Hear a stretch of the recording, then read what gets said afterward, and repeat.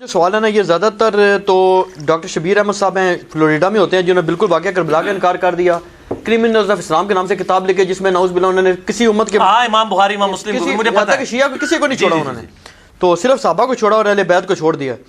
تو یہ ایک سوال پیش کیا جاتا ہے, وہ کہتے ہیں جی دو باتیں ہیں, قرآن آپ کا واضح ہے بالکل کہ صحابہ آپس میں رحم دل ہیں اور ان کی تعریفیں کرتا ہے, دوسری طرف وہ کہتے ہیں جی احادیث ہے جن کا کوئی پتہ نہیں کہ ان کی کوئی بندہ گارنٹی نہیں دے سکتا, قسم نہیں کھا سکتا, اور وہ جناب کوئی اور کریکٹر پیش کریں تو کیوں آپ قرآن کو پریفر نہیں کرتے؟ شبیر صاحب تھوڑا نام تے شبیر ہے, کاش کوئی شبیر بھی ہوندے.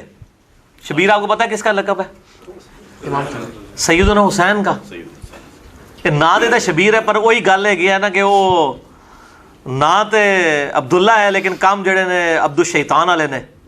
تے شبیر صاحب سے یہ پوچھیں, یہ قرآن میں جو آیا رحماء بینہم, قرآن میں یہ بات آئی ہے کہ یہ معصوم ہے, اور یہ رحماء بینہم جو ہے قرآن میں صلح حدیبیہ کے موقع پر یہ آیات نازل ہوئی ہیں, اس کانٹیکسٹ میں نازل ہوئی ہیں.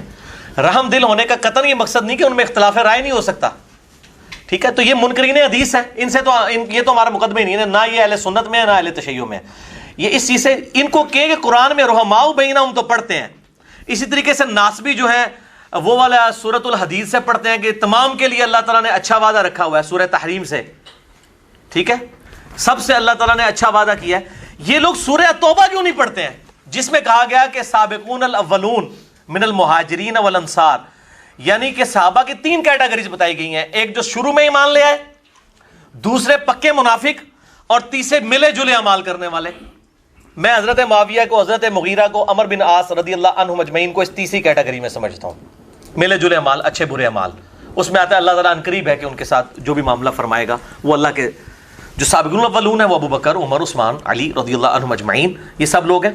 تو یہ قرآن سے یہ آیات کیوں نہیں پڑھتے؟ میں نے اس پہ مسئلہ 96 ریکارڈ کرایا ہوا ہے, اور بائی چانس اس دن میں نے یہی کپڑے پہنے ہوئے تھے, یہی پگڑی تھی کالی اور یہی ریڈ والا کرتا تھا.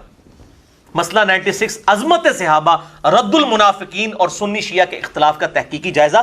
ہم کہتے ہیں قرآن بھی صحیح نہیں, یہ لوگ پڑھتے ہیں قرآن ایک طرف سے پڑھتے ہیں. تو قرآن میں جو یہ تین طبقات آئے ہیں سورہ توبہ کے اندر وہ کیوں نہیں بیان کرتے؟ پھر ہم پوچھتے ہیں یہ جو پکے منافق ہیں یہ کون ہے, اور ملے جلے اعمال کرنے والے کون ہیں؟ ملے جلے اعمال اچھے بھی اور برے بھی. اور پھر اسی میں آیا سورۃ الحجرات میں کہ یہ اعراب کہتے ہیں کہ ہم ایمان لے کر آئے, آپ فرماؤ ایمان نہیں لے کے آئے, اسلام لے کے آئے, تو ایمان تمہارے دلوں میں داخل ہی نہیں ہوا. یہ کون تھے؟ بریلوی دیوبندی اہل حدیث شیعہ تھے جن کے بارے میں آیات آئی تھی. قرآن بات کر رہا ہے نا. اچھا پھر غلطی والا معاملہ سورہ آل عمران کے اندر, کتنے صحاب سے اس معاملے میں غلطی بھی ہوگی, اللہ تعالیٰ نے ان کو معاف بھی کر دیا. تو رحم دل ہونے کا یہ معاملات نہیں ہے کہ وہ رحم دل ہونے کے باوجود بھی ایسے معاملات ہو سکتے ہیں کہ کبھی کسی کے ساتھ اختلاف رائے کی وجہ سے. اور سیدنا علی نے یہ کچھ کیا, میں بتا رہا ہوں ساری میں نے حدیثیں بتائی کہ حضرت علی کی ایک ایک جنگ پہ مور لگائی ہے, اور سورہ حجرات کی آیت ہے کہ جب ایک مسلمان گروہ باغی ہو جائے تو اس کے ساتھ قتال کرو اور اس کو آمادہ کرو. تو حضرت علی نے وہی کام کیا, تو بالکل ٹھیک کیا. اچھا کہتے ہیں علی وہ جو ہے وہ تلوار لے کے دوڑ گیا ان کے اوپر. علی ڈیوٹی نبی صلی اللہ علیہ وسلم نے لگائی ہے تو ڈیوٹی کو نہ پوری کرے تو اسی ہوتے تھوڑے بھی تلوار. اچھا مجھے وہ پوچھتے ہیں علی بھائی آپ حضرت علی کے دور میں ہوتے تو کس کے ساتھ ہوتے؟ دیکھو میں کہ ہوں بھی تو یقین پہ آندا تھوڑے تو شک ہے کہ تسی نہ ہوندے خلیفہ راشد نال, لیکن میں تو خلیفہ راشد نال ہی ہوندا الحمدللہ. جو آج دفاع کر رہے ہیں اس وقت بھی انہی کی دفاع کرتے, ٹھیک ہے, اور دفاع کر کے ناسبیت پھیلا رہے ہیں. دیکھیں بغض معاویہ کسی حدیث میں نہیں تھا, علی سے حب اور علی سے بغض والی حدیث تھی, مسلم 240 نمبر. اور انہوں نے ایک جعلی محاورہ بنا, جیسے وہ بریلوی ہے نا, ان سے جب ہم کوئی دلیل مانگنا شروع کر دیتے ہیں نا وہ آگے سے شعر سنا دیتے ہیں, ٹھیک ہے نا. اس طریقے سے یہ اہل حدیثوں کے جو ناسبی ہیں نا, ان کو جب ہم کوئی دلیل کہتے ہیں تو وہ آگے سے محاورہ سنا دیتے ہیں, یہ بغض معاویہ ہے حب علی نہیں ہے. تو آئیے تھوڑے کو جو دلیل مک جائے گی تسی شعر ہی سناؤ گے تو محاورہ ہی سناؤ گے. بغض علی اور بغض اور حب علی یہی ہے حدیث میں. اور بلکہ سنن نسائی کے اندر وہ بڑی خطرناک حدیث ہے 3009 نمبر سنن نسائی میں, حج کے موقع پہ تلبیہ کا بیان. جب وہ حضرت معاویہ کے دور میں لوگوں نے تلبیہ چھوڑ دیا تو ابن عباس کو بتایا گیا کہ تلبیہ کی آواز اس لیے نہیں آ رہی ہے کہ لوگ حضرت معاویہ کے ڈر کی وجہ سے نہیں پڑھتے. تو باہر نکلے ان کا لبیک اللہم لبیک, معاویہ کی ناک خاک آلود ہو. ان لوگوں نے بغض علی کی وجہ سے نبی کی سنت کو چھوڑ دیا. تو بغض علی تھا اور حب علی تھا, بغض معاویہ حب معاویہ تو کہیں بھی نہیں رہا تھا.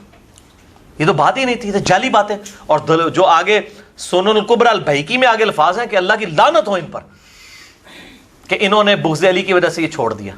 تو یہ بس جعلی محاورے اور اس قسم کے شعر بنائے ہوئے ہیں اور اس کے اوپر چل رہے ہیں. جب دلیل نہیں ہوگی تو محاورے اور شعر ہی ہوں گے. تو یہ ڈکشنری کا محاورہ میں نے ویسے بھی سیدھا کر دیا, میرا کلپ چڑھا ہوا ہے. اچھا آپ اور یہ بھی ہے یہ جو علی معاویہ بھائی بھائی, بالکل جعلی بات ہے. ابو بکر عمر عثمان و علی بھائی بھائی, علی معاویہ بھائی بھائی نہیں, نہ کبھی تھے نہ کبھی بعد میں رہے.